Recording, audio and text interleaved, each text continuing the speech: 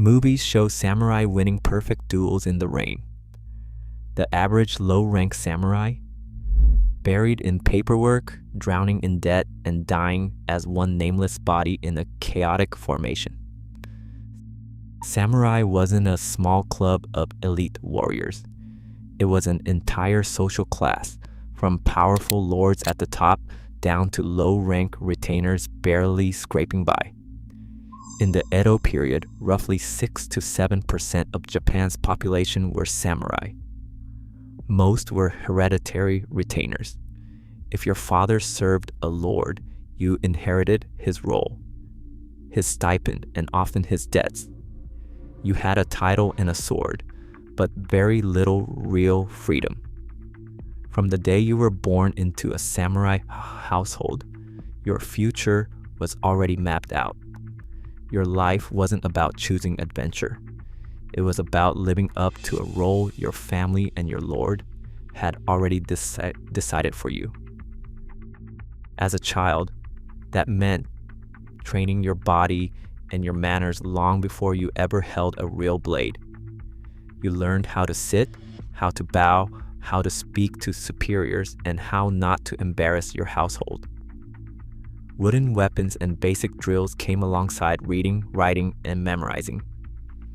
Confucian texts you would never actually use in real life. Your father watched from the corner of the dojo, not with pride, but with quiet anxiety. This boy had to be competent enough to keep the family position, to justify the stipend that kept them all alive. The popular image focuses on the katana. But to understand how harsh samurai life really was for a low-rank retainer, you have to start here, with a child being shaped into a tool for someone else's power. That training had one purpose: preparing for a warrior life that no longer existed. By 1603, Japan had been at peace for decades. The swordsmanship, the archery, the spearwork, all of it was theater. You were maintaining a tradition that had lost its function.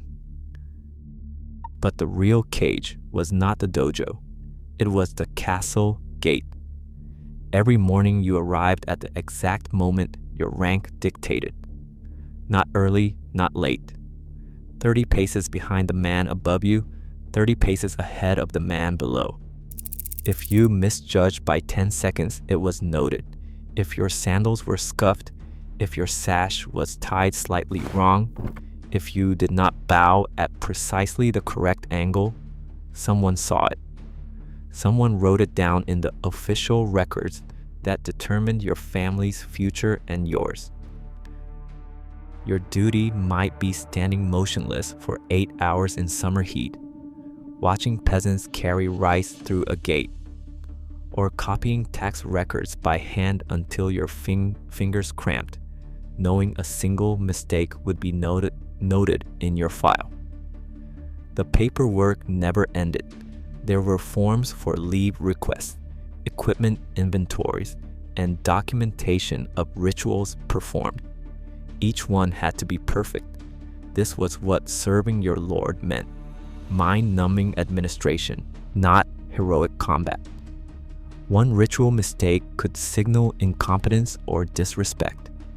And in a system where your entire family's status depended on your performance, that was not just embarrassing, it was dangerous. The rigid system had a very specific price: money you did not have. The stipend math was brutal and unavoidable. Your grandfather received 200 koku of rice for his service. You inherited 100. After the domain took its share for administrative costs and you paid the mandatory gifts to your superiors during New Year and festival seasons, that 100 became 50 koku, maybe less. The numbers were fixed, locked into hereditary contracts that had not changed in generations, while the cost of everything else kept climbing. That 50 koku had to cover armor you would never wear in combat, swords that were purely status symbols, formal clothing for court appearances, a servant you were required to employ, and a house that matched your rank. The domain did not care if you could afford it. The rules were the rules. If your armor looked shabby at the next inspection, if your swords were not properly mounted, if your servant went hungry, everyone would notice.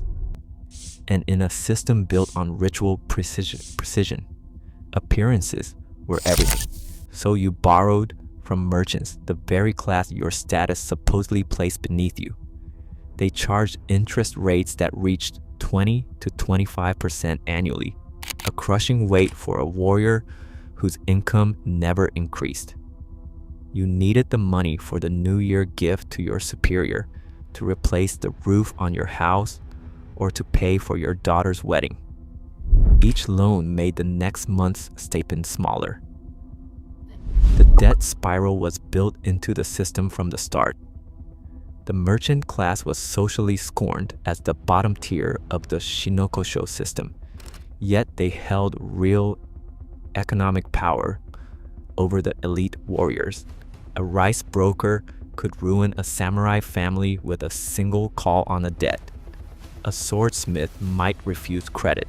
A kimono dealer could demand cash up front.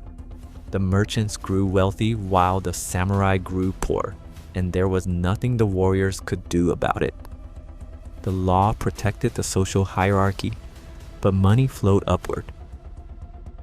The legal and social fear ran even deeper than the financial pressure. One mistake by anyone in your family could end your entire bloodline's status. Your son gets drunk at a festival and insults a higher-ranking samurai. Your daughter marries below her station. Your father fails to show proper deference in court. A single major lapse in etiquette or a pattern of poor performance triggered a slide into oblivion. First, a reduction in your rice stipend. Next, the loss of your son's right to inherit.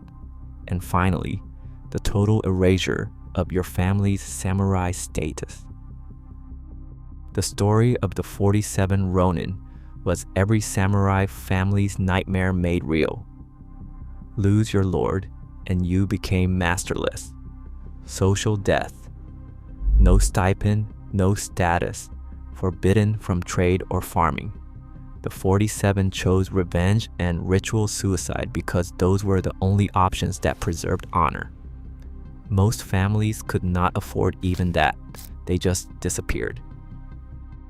To survive, many samurai turned to secret side hustles that were technically illegal for their class. Some made paper umbrellas in back rooms, praying no one recognized their family crest on the finished product. Others raised singing crickets, tiny insects worth more than 1 month's stipend if they had the right chirp, chirp. Every transaction was a risk. Discovery meant disgrace, loss of status, or worse. Even the shogun's own bannermen were not immune. Katsu Kokichi, a low-ranking samurai, survived by pawning his swords and working as hired muscle for the Edo underworld, essentially running protection rackets to feed his family. He was not an outlier. He was just honest enough to write it down. His autobiography reveals a man trapped between the status he was born into and the poverty he could not escape. A man who lied, scrounged, and fought not for honor, but for survival. In the Sengoku period, before the Tokugawa froze everything in 1603, a skilled fighter could rise through merit. You could switch lords if your current lord could not pay. You could carve out territory through battlefield success. The chaos of constant war created opportunity, however brutal. After the unification, that door slammed shut. Your lord, your rank, your stipend, all locked in at birth. A low-rank samurai in 1750 was doing the exact same job his great-great-grandfather had done, for less money, with zero chance of promotion. When war did come, and it rarely did, lower-ranking samurai discovered their training was a lie. During the Shimabara Rebellion of 1637, or in the rare domain conflicts that flared up, they were not dueling in heroic single combat. They were packed shoulder to shoulder in Ashigaru-style spear formations, unable to see more than the man in front of them. They died from matchlock bullets they never saw fired, from arrows that arced down from unseen archers, from being trampled under horses in the chaos. If you fell, your family received a report saying you died honorably in battle. They never knew you had been shot in the back while retreating, or crushed under a horse you never saw coming. You spent your life training for individual swordsmanship, mastering techniques for perfect duels that would never happen. Yet when violence finally erupted, you died as anonymous infantry, one body in a chaotic formation. The sword at your hip was a status symbol, not a weapon.